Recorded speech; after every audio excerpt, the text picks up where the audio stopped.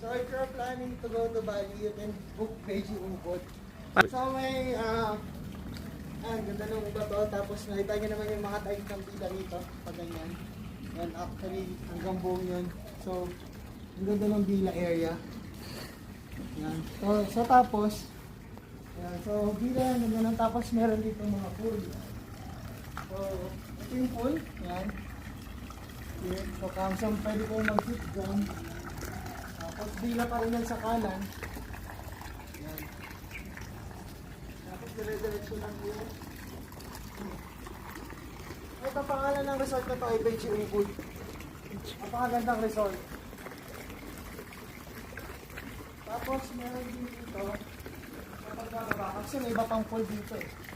Yan, pagka dito may family room, yan kapag gusto nyo bilang ko yung